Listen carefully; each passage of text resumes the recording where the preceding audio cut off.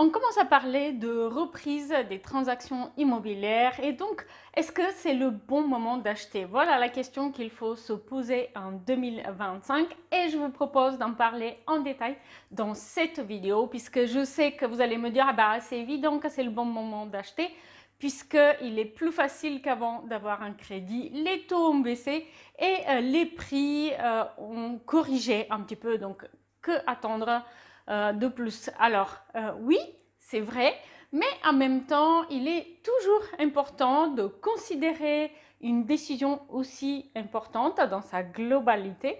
Et en particulier, il faut peser les pour et les contre, les questions de risque en fonction de l'achat que vous envisagez. Par exemple, la question va être très différente selon si vous considérez un achat d'une résidence principale ou un investissement locatif. Dans le cas de l'investissement locatif, eh bien, ça peut être plus compliqué puisqu'on a eu, par exemple, des modifications concernant la fiscalité des logements meublés en location de courte durée, ce qui a rendu les choses un peu plus compliquées.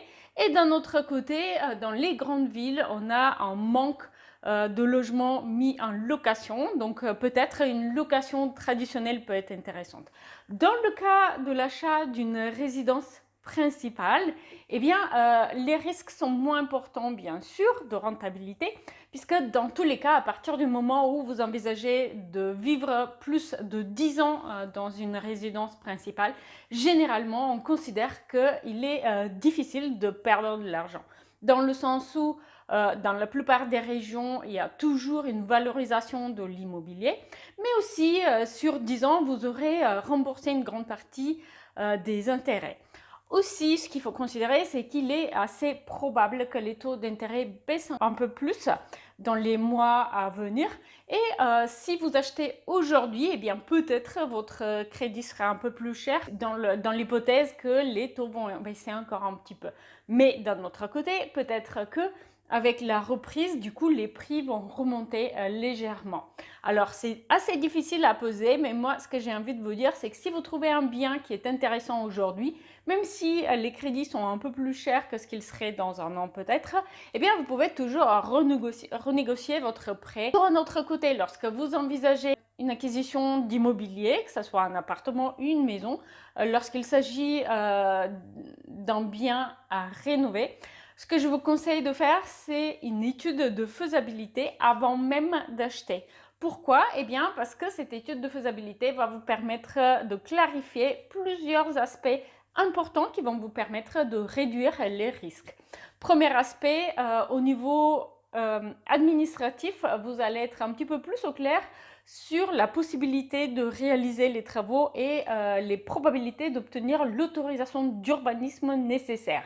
Ce n'est pas une garantie, bien sûr, même si l'étude de faisabilité confirme la faisabilité réglementaire du projet. Il est toujours super important de mettre en clause suspensif dans votre compromis l'obtention des autorisations. Deuxième point, l'étude de faisabilité va comporter une estimation prévisionnelle du prix des travaux que vous envisagez, ce qui vous permet d'avoir une idée assez claire, même si le projet est très vague pour l'instant.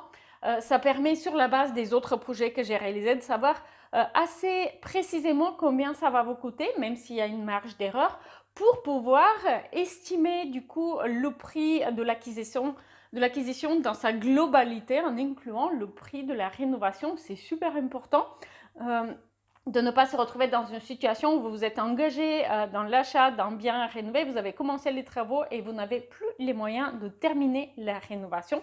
Et troisième point super important qu'une étude de faisabilité va vous permettre de clarifier, eh bien, c'est simplement de savoir si les possibilités d'optimisation du plan vous correspondent, si en fait dans les 10, 15, 20 ans à venir, ce bien va correspondre à vos besoins. Parce qu'il est dommage de se lancer dans une acquisition d'appartement ou de maison pour, dans 5 ans, revendre. À ce moment-là, le risque de perdre de l'argent est beaucoup plus important. En dehors de cela, évidemment, en ce moment, le moment il est plutôt propice puisque les prix au mètre carré dans la plupart des villes ont corrigé. Donc c'est un peu moins cher qu'il y a quelques années d'acheter aujourd'hui. Et si on prend en compte aussi l'inflation qu'il y a eu pendant ces quelques années, eh bien, dans la pratique, cette correction a été encore plus importante. Et aussi, les taux directeurs sont en baisse.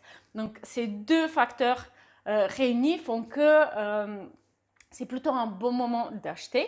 Par contre, en revanche, évidemment, comme j'ai mentionné dans cette vidéo, il est toujours important de voir cela avec un peu de recul et de considérer votre situation professionnelle et personnelle. Est-ce que vous avez un projet de rester dans la même région pendant plus de 10 ans ou est-ce que pour une raison professionnelle ou personnelle, vous allez être obligé de déménager dans une autre région. Si vous ne pouvez pas rester au moins 10 ans dans le bien que vous venez d'acheter, eh bien peut-être ce n'est pas si intéressant que ça financièrement. Peut-être que ça serait plus intéressant de louer encore quelques années avant de vous lancer. J'espère que cette vidéo a été utile.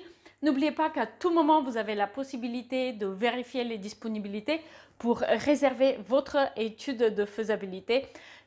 N'hésitez pas à faire une étude de faisabilité avant même l'achat d'un bien immobilier. Cela permet de se lancer avec plus de sérénité. Le lien est dans la description de la vidéo.